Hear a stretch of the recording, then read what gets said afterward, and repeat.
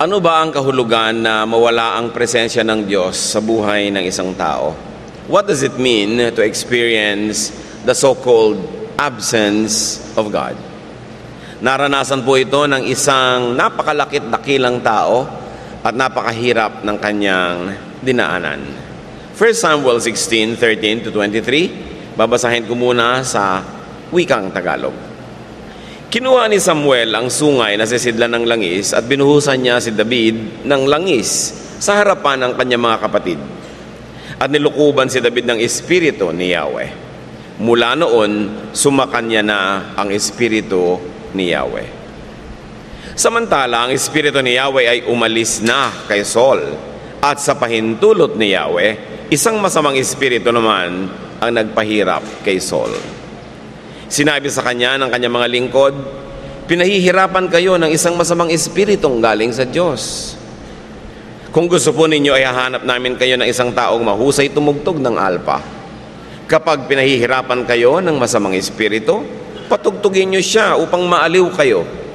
Sinabi ni Saul, sige, ihanap ninyo ako. Isa sa mga lingkod na naroon ang nagsabi, si Jesse na isang taga-Bethlehem ay may isang anak na magaling tumugtog. Siya po ay matapang na mandirigma, mahusay magsalita at magandang lalaki. Nasa kanya si Yahweh. Kaya't nagpadala nga ng sugo si Saul kay Jesse at ipinasabi, papuntahin mo sa akin ang anak mong si David, ang pastol ng iyong mga tupa. Ganoon na nga ang ginawa ni Jesse. Pinagdala pa niya si David ng isang sisidlang puno ng alak, isang batang kambing at isang asnong may kargang tinapay upang ibigay kay Saul. Naglingkod si David kay Saul at nagustuhan naman niya ito. Kaya ito'y ginawa niyang tagapagdala ng kanyang sandata. Ipinasabi ni Saul kay Jesse, bayaan mong maglingkod sa akin si David sapagkat napamahal na siya sa akin. At tuwing dumarating kay Saul ang masamang espiritu mula sa Diyos, kinukuha ni David ang alpa at tinutugtugan niya ang hari. Si Saul naman ay naaaliw. Umaalis sa kanya ang masamang espiritu at siya'y gumagaling. At nawa pagpalain tayo ng Panginoon, maunawa natin ang mga dahilan ng pag-alis at pagdating ng espiritu ng Diyos at ang pag-alis naman at pamumugad ng mga samang espiritu sa puso ng isang tao. So what about the so-called presence of God? Of course, we believe that God is omnipresent, that He is everywhere, every time. So by presence here, we mean God's delighted and delightful presence. Lagi naman talaga nandun ang Diyos, pero ang nawawala ay yung kanyang kaluguran, yung nakalulugod, nakapagpapalakas, nakapagpapagaling na presensya niya, nawawala yon, pero yung kanyang minimum presence is always there. 1 Samuel 16:13, iisa-isahin naman natin ngayon yung binasa natin kanina. Samuel poured the oil on David's head while his brothers watched. At that moment, the Spirit of the Lord took control of David and stayed with him from then on. Siyempre, lagi namang nandun ng Diyos, pero nagkaroon ng especially powerful presence, so-called anointing, kay David, mula nung siya ay hinirang na ng propeta na kasihan ng Espiritu ng Diyos. Ano ba higit na mas malawak na background ng kwentong ito? Ano ba ang mga pinagmula ng mga pinag-uusapan natin? Una, si Saul ay hinirang na maging hari ng Israel. Subalit sa maraming naganap sa kanyang buhay, nawala ang pabor ng Diyos sa kanya. At ang pabor na ito nalipat kay David. Bagamat si Saul ang nakaupo pang hari, at si David naman ay hindi pa kilala ng maraming tao, nagkaroon na ng pagpapala ng Diyos si David at hinahanda dito sa ganitong uri ng trabaho na maging hari ng Israel. Naging very insecure si Saul, naging palabintang, magagalitin, naging malupit sa ilang mga tao, na puno ng mga pagseselos, lalong-lalo later on kay David. Nung si David ay naging matagumpay na mandirigma, ay maraming beses na pinagtangkaan ni Saul na patayin si David. Lalo na nung nahulog pa ang loob ng kanyang mga anak kay David na parang naaagaw na sa kanya ang lahat-lahat, lalong sumidhi ang panibugho niya kay David. At habang nangyayari yon, lalo namang nawawala ang kaluguran ng Diyos sa kanya at lalo naman siyang nakakaya tuloy na guluhin ng masamang espiritu. So let's talk about God's so-called absence. Because God cannot be really absent, what are we talking about? The withdrawal of God's delight, the withdrawal of God's delighted and delightful presence. Parang may kasama kang asawang naturingan, nandyan pero hindi ka naman kinakausap, hindi ka kinikibo, hindi ka iniestima, yun, nawala yung pabor, nawala yung ganda ng samahan, nawala yung kapangyarihan, pero nandun pa rin naman. Yun ang pinag-uusapan nating absence or presence. 1 Samuel 16, 14 to 15, the Spirit of the Lord had left Saul, and an evil spirit from the Lord was terrifying him. It's an evil spirit from God that's frightening you, Saul's officials told him. Marami pong nahihiwagaan sa mga verses na ito. Paano magagawa ng Diyos na lisanin ng isang puso at padalhan ng masamang espiritu para ito guluhin? Ano ba talaga ang ibig sabihin for God to be absent? The absence of God's Spirit. God's absence produces its reverse, its opposite, its negative counterpart, evil. Hindi ka kailangan talagang padalhan ng masamang espiritu ng Diyos. Talinghagang pananalita lang yun. Pag umalis sa iyo ang Diyos, dahil ikay walang laman at bakante, automatic papasukin ka ng masamang espiritu. Tulad ng iginigiit at itinuturo ni Albert Einstein, sabi naman niya, wala naman daw malamig. There is no such thing. That the absence of heat produces cold. Wala naman daw talagang tunay na dilim. Just the absence of light produces darkness. So the absence of God produces evil. Yun ang automatic effect. Hindi kailangang sadyain na mangyari. The absence of God produces the presence of an evil spirit. And that's what happened in the life of Saul. God's delight left him. God's pleasure and blessing left him.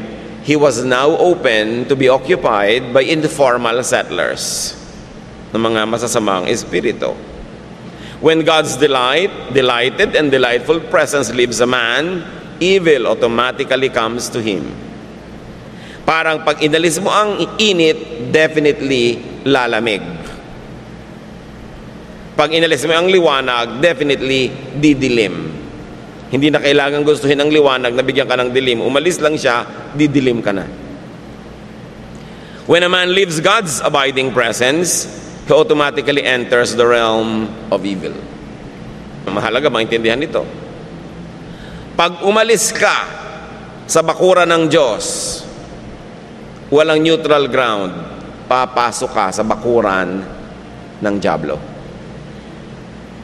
Tumawid ka kasi ng bakod Walang neutral area between the two. When you stop being good, you begin to be evil. Kaya huwag papaalisin ng Diyos sa buhay. Kasi pag pinaalis nyo ang Diyos, papasukin kayo ng dyablo. Huwag nyong iiwanan ng Diyos. Kasi pag alis nyo sa Kanya, ang pupuntahan nyo ang bakuran ng dyablo. The absence of God brings in the presence of evil. That's why in the life of Saul, nung umalis sa kanya ang kaluguran at presensya ng Diyos, automatic pinasok siya ng masamang espiritu. Mahalagang pag-usapan natin ngayon at pag-aralan, paano ba pinapaalis ang Diyos nang kung minsan ay sinasadya at madalas ay hindi mo namamalayang pinapaalis mo pala? Para hindi ka malinlang, because the devil prowls around like a roaring lion looking for someone to deceive and devour. 1 Samuel 16, 16 to 17. Naliligalig ang hari. Ano po ba ang mga sign na ikaw ay ginugulo ng masamang espiritu? Laging mainit ang ulo mo. Lagi kang galit. Lagi kang naninibugho. Naiinggit, paranoid ka, lahat ng interpretation mo sa lahat ng bagay, masama. Hindi ka mapagkatulog, antok na antok ka na, hindi ka makatulog, at kuminsan natatakot ka pa nga matulog. Dahil mawawalan ka ng kontrol sa iyong buhay. Kung minsan naman, arang haba-habang panahon, di ka dalawin ng antok. At punong-puno ka ng takot, pangamba, nervyos. Yan ay mga gawa ng kadiliman na nangyayari sa buhay ng tao. Dapat lang masuri, ano ba ang pinagagagawa natin na umuuwi at humahantong sa ganon? Bakit tayo nagkakaganon? Kaya mahalagang pag-usapan itong nangyari kay Haring Saul. Kitang-kita ng kanyang mga tauhan ang nagaganap sa kanya. Tulad ng, pag may nangyayari na sa atin, sobrang depression, sobrang paranoia, sobrang pagiging obsessed, nagkakaroon tayo ng obsessive-compulsive behavior, unreasonable mood swings, alam ng mga nasa paligid natin na may masamang nangyayari. Kasi madalas sila ang nagiging biktima nito. Lalo't kung ang nagkakaganito ay may kapangyarihan, mas nagagawa niya yung mali. 1 Samuel 16:16-17. Your Majesty, let us go and look for someone who is good at playing the harp. He can play for you whenever the evil spirit from God bothers you, and you will feel better. All right, Saul answered, find me someone who is good at playing the harp and bring him here. Sabi ng mga tauhan niya, Sir, dapat po kayo mag-spa. Sobra kayo stressed. Stressed ang inyong puso, stressed ang inyong utak, at kung makikinig kayo sa hairdressers, stressed ang inyong buhok. Kailangang i-relax ang buhok. Di ba? Stressed ang inyong skin, kailangang i-relax. Nagkakanda, stress ang buhay. Sa katunayan, yun ang nangyari kay Saul. Too much stress drives away the presence of God from our lives. Because stress brings out the bad in you. And God does not want to reside in the heart na pinaghaharian ng masamang ugali, masamang asal, at masamang gawa. Kaya umaalis siya. Pag alis naman niya, sasamantalahin ng evil, pasok agad. Kaya mga sobra laging pagod, wala nang kapahi-pahinga, puro trabaho, ay nakalista na kayo sa mga dyablo na gustong mag-agaw-agawang makisingit. Kaya ang Diyos nag-utos ng araw ng pamamahinga. Kaya ang Diyos nag-utos ng pagpapatawad kasi malaking stressor yung sama ng loob.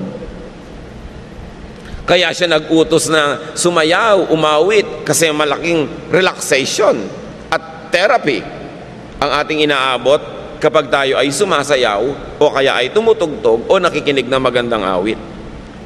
So the wise prescription gives a clue to the root cause of the presence of evil in and God's departure from Saul's life.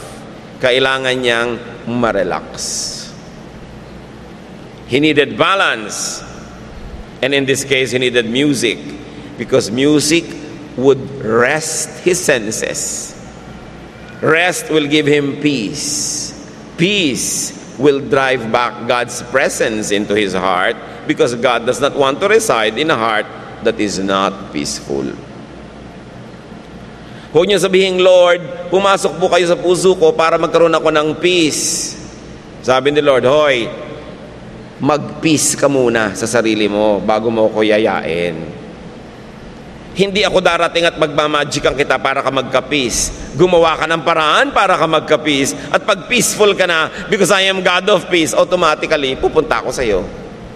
Pero pag magulo ka, ayoko ng ganyan, because I'm a God of peace, lalayasan kita. Kaya maraming tao, sila ang nagtataboy sa Diyos, hindi lang nila alam.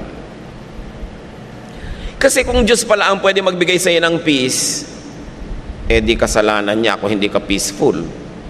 Di ba? Eh siya palang nagbibigay, ba't di niya ibigay?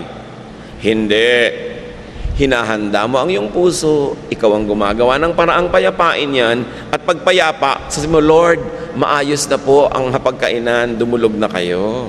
Malinis na po ang bahay, pasok na kayo. Hindi yung papapasukin mo siya ng ubod ng gulo, dahil pag magulo, alam nyo, si Satanas ang papasok. Kasi yun ang kanyang element. Trabaho nating patahimikin ang ating loob, papayapain ang ating puso, kalmahin ang ating mga damdamin, at saka tayo mapupuspos ng Espiritu. Saul agrees. Sabi, sige, humanap ka ng magaling na musikero. So you see, Saul was at least willing to be helped. May mga tao, pinapayuhan mo na, magagalit pa sa'yo eh. Pinagpapahinga mo na, magagalit pa sa'yo. Sige, magpapahinga ako, ikaw gumawa ng trabaho ko. Yung ganon, pinapayuhan mo na nga para siya matahimik. Aawayin ka pa. At least si Saul may pag-asa kasi handa siyang maituwid. 1 Samuel 16:18, a man named Jesse who lives in Bethlehem has a son who can play the harp. One official said, he is a brave warrior. He is good looking. He can speak well, and the Lord is with him. David was the prescription. The ministration of David would be the cure. Balikan natin ang mga katangian ni David na idiniin noong opisyal na nag-recommend. David was brave.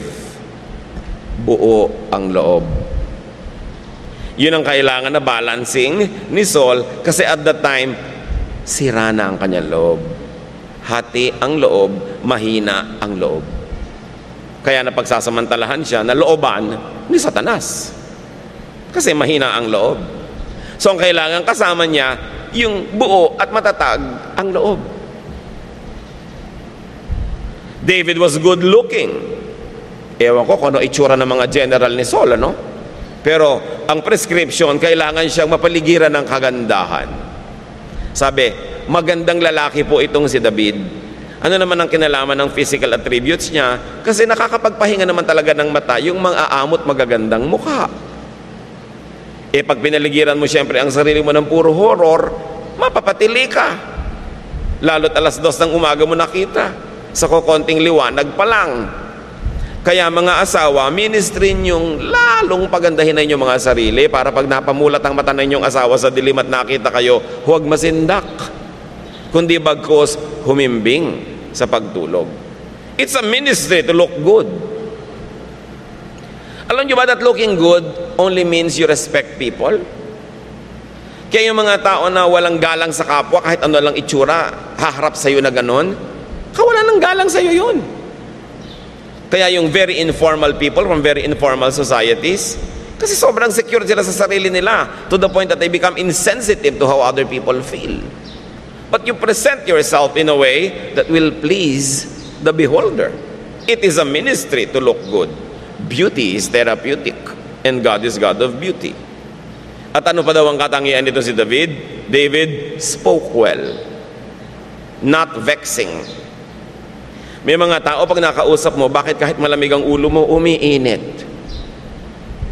Pag nagbuka na ng bibig tong mga taong to, tahimik ka kanina, makagalit ka. Yung kaaway nila, magiging kaaway mo rin. Yung tahimik mong puso, dadala nila lagi ng mga bad news, mga nakakagulo, nakakatakot. Huwag niyong liligiran ang inyong sarili ng ganitong uri ng mga tao. No? They're ambassadors from hell. No? Kahit hindi nila alam. Kaya meron tayong ministry when we speak. Mga kapatid, kung minsan naman, be kind. May isang tao nag-e-enjoy, biglang papasok ka, ang pangit-pangit na balita, mga masakit dito at doon. Yung hindi naman kailangan laging pag-usapan. Hindi naman directly affecting the person. Bakit laging bad news ang dala-dala ng tao? Minsan magte-text ka, diba? Hindi mo alam ang kondisyon ng taong tatanggap ng text mo, yung pala, napakabigat ng dala-dala mong balita, lalo't nangungutang ka. Nasira na yung mood ng kapwa mo. Isa sa alang-alang mo naman, ano kaya ang mood niya? Makiramdam ka muna kung baka naman isang problema na lang bibigay na siya at tatalo na sa ilog, ikaw pa yung nagbigay ng huling problema. Ikaw tuloy ang nagtulak sa kanya. It's a ministry to speak well. Pag may mga taong nagbabakasyon kayong lahat, magkaka-office mates kayo, don't mention work. Huwag niyong pag-usapan yung mga problema sa opisina, nagbabakasyon na nga kayo, nagre-retreat na kayo, yun na naman uungkatin mo. Napakalaking halaga na pinipili natin kung anong sinasabi natin. Kaya ang sabi, itong si David, he speaks well. Hindi lang siguro marunong pronounce ang F at V, kundi alam niya kung ano ang topic, ang magandang pag-usapan na nakapagpapagaan ng loob, nakakapagpaginhawa, nakakapagbigay ng pag-asa. At siguro yung boses niya, hindi nakakainis marinig. No?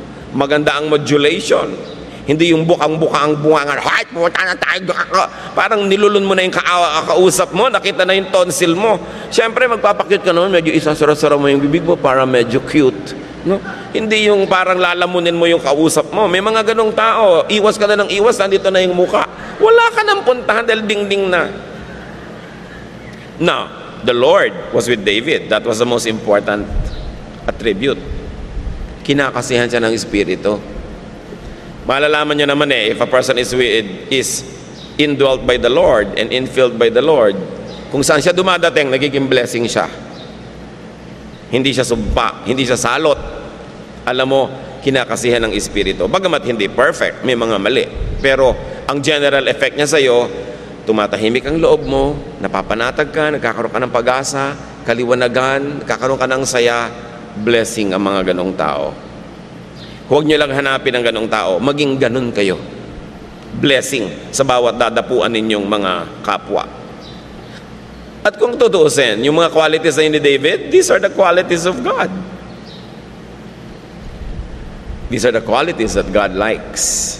And Saul needed these qualities because he had lost them. Wala na kasi.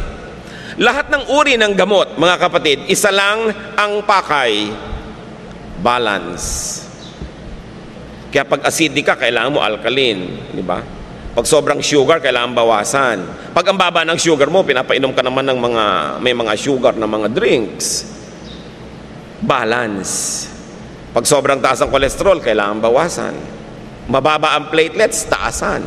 Laging balance. So itong sakit ni Saul ay sakit ng isip.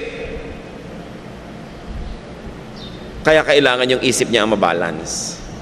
Kailangan maiba ang ihip ng hangin, maiba ang kausap, maiba ang topic, maiba ang marinig. 1 Samuel 16:19-20. Saul sent a message to Jesse. Tell your son David to leave your sheep and come here to me. Jesse loaded a donkey with bread and a goat skin full of wine. Then he told David to take the donkey and a young goat to Saul. Nakikita niyo yung poetic imagery? Nag-aalaga si David ng mga tupa. Ngayon naalagaan niyang hari ng Israel. Yun ang kanyang magiging alaga. Mga tupa. Yun ang kanyang tupa ngayon. 1 Samuel 16:21-22. David went to Saul and started working for him. Saul liked him so much that he put David in charge of carrying his weapons. Not long after this, Saul sent another message to Jesse. I really like David. Please let him stay with me. Blessing talaga ang David na ito. Kasi nagsimula lang siyang musician. Ang husay-husay niya, nabigyan siya ng mga ibang gawain. At hindi basta gawain, siya ang may dala-dala ng personal weapons and armor of the king. Grabing trust ang ibinigay sa kanya. At sabi pa, nagpadala ng mensahe ang hari sa ama ni David, huwag mo nang pauwiin ang anak mo, nahulog na ang loob ko sa kanya, napamahal na siya sa amin dito sa palasyo, dito na siya sapagkat napakahalaga ng paglilingkod niya sa akin. Kayo ba, pag nagtatrabaho, nadadagdagan ang ipinapagawa sa inyo o nababawasan? Siyempre, yung mga batugan, matutuwa pag binawasan ng assignment sa kanila. Lalo pang at hindi mo napagawin, huwag mo nang gawin yan, ako na lang. Natutuwa yung mga tamad. Pero alam nyong malapit na kayong matapos. Malapit na ang inyong end of contract dahil hindi na kayo pinapagawa wala nang pakinabang sa inyo. Pero pag dinadagdagan ay pinapagawa sa inyo, isa lang kahulugan nun, napagtitiwalaan kayo, nakakatuwa kayo, nagde-deliver kayo ng mga bunga na magaganda, dinadagdagan ng inyong mga sanga para dumami pa ang inyong bunga. Hindi yun masama dahil hindi kayo malayo sa promotion, hindi kayo malayo sa pag-asenso. Kaya ang nangyayari sa mga tanggapan, mga organisasyon, yung mangilan-ngilang masisipag at nagde-deliver, sa kanila napupunta lahat ng trabaho. Hindi yun dapat ipagluksa.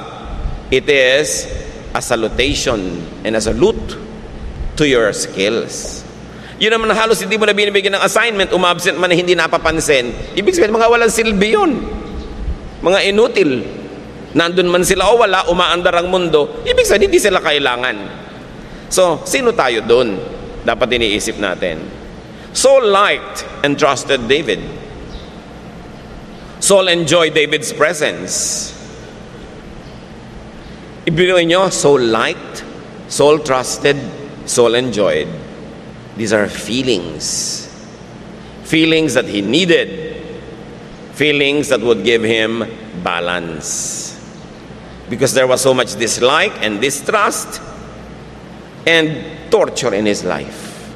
Balancing. 1 Samuel 16:23. Whenever the evil spirit from God bothered Saul, David would play his harp. Saul would relax and feel better. And the evil spirit would go away. Sino makapagsasabi na musika pala ang nagpapalayas sa masamang espiritu? Siyempre, meron ding sinasagisag at kinakatawan yung musika. Hindi lang yung mga tono at tunog. What drove the evil spirit away? Pag samasamahin natin yan, beauty. The beauty of David's personal appearance, the beauty of his speech, the beauty and quality of his work, soothe soul. Soothing music drove the evil spirit away. The presence of someone trusted and liked drove the evil spirit away. An atmosphere of trust and rest, of peace and pleasure and enjoyment. These are good, beautiful, positive feelings. Dapat ganun ang atmosphere sa ating mga tahanan. Masarap uwian, mahirap layasan. Na ang mga tao ay laging nagmamadaling bumalik, because there is a beautiful atmosphere that creates very wonderful feelings. Feelings are products of thought. Kung ano man ang nararamdaman nyo ngayon, pakiramdam ng inyong damdamin, yan kasi ang iniisip nyo. Natatakot kayo ngayon, walang sala na nag-iisip kasi kayo ng mga katatakutan. Nag-aalala kayo ngayon, worried. Siguradong ang iniisip nyo yung nakakapag-alala. Nagseselos kayo ngayon. Siguradong yung nakakaselos ang iniisip nyo. Nai-insecure kayo ngayon. Sigurado ang mga iniisip nyo yung nakaka-insecure. Saan kaya ako kukuha ng pera next month? Saan kaya ako kukuha ng kakainin? Nauubos na yata ang oxygen sa planeta. Natutunaw na yata ang mga yelo sa North Pole. Puputok na yata lahat ng bulkan. Lahat yata ng lindol darating. Pag inisip niyo lahat yan, matatakot talaga kayo. Feelings are products of thoughts. Good feelings come from good thoughts. Need I say that bad feelings come from bad thoughts? Think good, feel good. Sabihin nyo sa katabi nyo, dali. Think good, feel good. Sabihin nyo. Yan. Think good, feel good. Sabihin nyo sa sarili nyo, think bad, feel bad. Sino ngayon ang may kasalanan why you feel bad? Kayo rin. Sinong may kagagawan why you feel good? Kayo rin. You have that power. You can control how you feel by controlling your thoughts. Pati ba naman yung mga malalayong bulkan sa Indonesia, pinoproblema nyo? Eh di natural, matatakot kayo. May dumadaan lang truck na uga ng kote bahay nyo, akala nyo magugunaw na ang mundo. Yung mga tao na walang iniisip ko din katapusan ng mundo, laging natatakot. Bakit nyo ba pinoproblema yun? Total, sabi ni Jesus, walang nakakaalam kung kailan. Eh di, hayaan yun, Diyos ang mga problema. Mabuhay kayo ng mabuhay dyan. Kung natapos ang mundo, natapos. Eh kung hindi, di hindi. Pero sa mga taong laging nag-iisip nun, kahit hindi natapos ang mundo, pinroblema na rin nila. Lugi sila. Ngayon, pag natapos pa yung mundo, doble na ang pagkalugi nila. Eh yung hindi nag-iisip niyan, biglang nangyari na lang, hindi minsan ka lamang na inabutan yan. Pero yung nag-iisip niyan, kahit hindi mangyari yon, naganap na sa inyo. So live a godly life. Do your best. Live your life to the fullest. You can control your feelings by controlling your thoughts. Anong kinalaman ng musika? Kasi pag nag-iisip itong si Saul ng mga nakakatakot, nakakapagpahina ng loob, nakakasira ng loob na bagay, yung kanyang isip inaagaw ng tunog. Huwag mong isipin yan, tamo ang ganda ng tunog, makinig ka, makisabay ka sa tono, napapasabay ka na, napapainda ka na, nawala na yung iniisip mo sa dati niyang iniisip. Inakay ng kagandahan, inakay ng musika, inakay ng kagandahang loob noong musikero na wala sa unang iniisip. So you can control your feelings by controlling your thoughts. Avoid thoughts that make you feel bad. What thoughts make you feel bad? Lagi mong iniisip ang blood pressure mo. Diba? Yun ang isip ng isip yan, yun ang lalong tumataas eh. Napababa na ba ng pag-aalala yung blood pressure na yan? Diba? Lagi niyong iniisip, pagkakain ka, naku, tataba ako. Eh di kumain ka, tapos mag-exercise ka. Pero huwag kang tumigil kumain kasi nakakalungkot ang gutom. Malakas talagang makasira ng bait yung kulang ka sa kinakain mo. Talagang masaya yung kumakain, kaya nga sabi, eat, pray, love. Diba? Bakit mo diet ka ng diet dyan, di ka naman sumasaya? At saka kahit diet ka ng diet, hindi naman dumadami boyfriend mo, wala pa rin. Wala ka namang napapala. Diba? Malungkot ka pa. Think thoughts that make you feel good. When a person is rested and restful, when a person trusts, enjoys beauty, is ministered to by God's anointed, evil goes away. Hindi yung, in the name of Christ, go away from me, Satan. Hindi ka nung lalayasan nung gumagamit ka lang ng incantations ng mga parang magic words. Parang ipis. Palayasin mo man ng palayasin, hindi ka lalayasan hanggang marumi bahay mo. Subukan mong linisin yung sahig mo, yung wala siyang nakakain ng mga nalalaglag na suman, mga ulo ng bisugo, at kung ano-ano. Lalayasan ka ng ipis kasi wala siyang makain, magugutom siya sa'yo. Now, evil feeds on evil. Eh wala kang evil na mapapala sa'yo yung evil, di lalayasan ka. Ayusin mong buhay mo. Ayaw ni Satan sa masasaya. Pag masaya ka, hindi kanya gagalawin. Ngayon, malungkot ka, lalo kanyang palulungkotin. Kaya sabi sa Bible, do not give the devil a foothold. Lagyan mo lang ng konting-konting masisingitan yan, papasok na yan. Kaya itinataboy mo yung mga masasamang iniisip, mga malulungkot na iniisip. Pag lumulubog ang araw at nalulungkot ka, di ba? Pumunta ka sa mall kung saan napakaliwanag, hindi mo mapansin na lumulubog ang araw. O kaya humarap ka sa maraming ilaw. Eh ngayon, lumulubog na yung araw, nagtitipid ka pa ng kuryente. Eh nakakalungkot talaga yon. So medyo pag-ipunan mo yan para pagka madilim, magliwanagan mo yung bahay mo.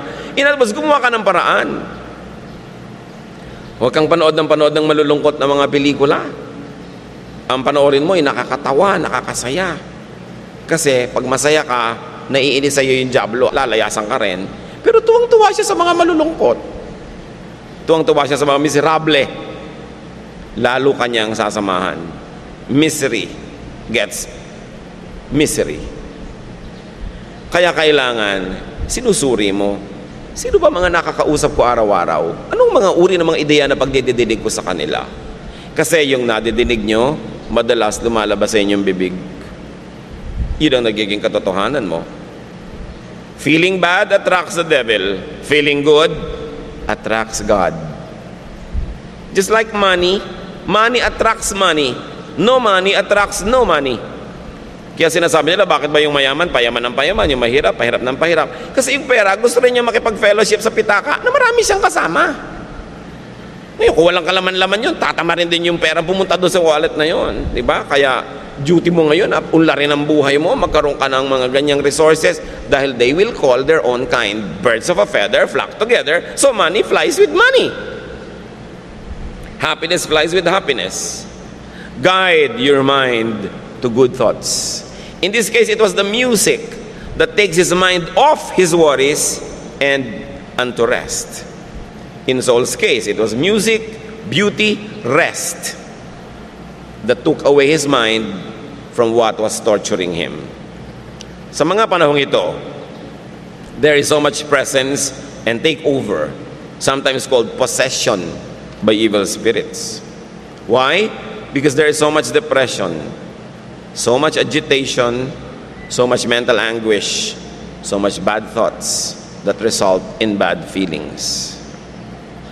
Masyadong dislocation, nagkakahiwalay yung mga mag-asawa, pamilya, maraming stress. That's why you must always create the atmosphere of family, especially when your biological family is not present. And this is where the family of God must serve its purpose, to provide a family atmosphere for the people of God. Paano magkaka-family atmosphere kung judgmental ka, separatist ka? Lagi ka na lamang may pintas dito at may mga reklamo doon. Hindi mangyayari. Kaya yung environment mo, ikaw din na lumilikha nun. At kung ano yung nalikha mong environment, yun din ang aanihin mo sa iyong damdamin. So do not drive away God's presence from your heart and from your life by feeling bad. Remember, you can control your feelings by controlling your thoughts. Ano ba kayo? Thoughts lang. Thoughts. No? Control your thoughts. Because yung inisip mo, magiging damdamin mo yun. Mamaya, isipin nyo ang ginaw-ginaw, giginawin kayo. Diba? Pero yung mainit ang init. Natural mainit. Pilipinas Diba? So, huwag mo nalang isipin. Paypay ka ng paypay, ang inubos mong calorie, kapapaypay, uminit yung katawan mo, papainit ng painit. Kasi paypay ka ng paypay Di na papagod ka, iinit ka, natural. Diba? Ngayon, banayad lang, pamamaypay. Hindi iinit yung katawan mo. Kasi pag gumagalaw ka, you burn calories, iinit ka. Daig mo pa yung electric fan number 3 kung makapaypay. Lalo kang iinit. Ngayon, kung ayaw mo masira ang pamaypay mo, yung mukha mo nalang iganong-ganon. Tatagal ang abaniko mo. Diba? So do not invite evil by driving away God from your life. Do not give the devil a foothold. What drove God away from Saul? Worry, jealousy, distrust, stress, weariness, burnout, fear, obsession with power. You don't want to be a Saul? Avoid this. Iwasan nyo. These are bad feelings that come from bad thoughts. They invite evil spirits. Those spirits can be real spirits, or those spirits could be only personification of an idea. Yung ikaw ay magulong isip mo. And what brings God back to Saul? Trust, rest, relaxation, beauty. Have more of this.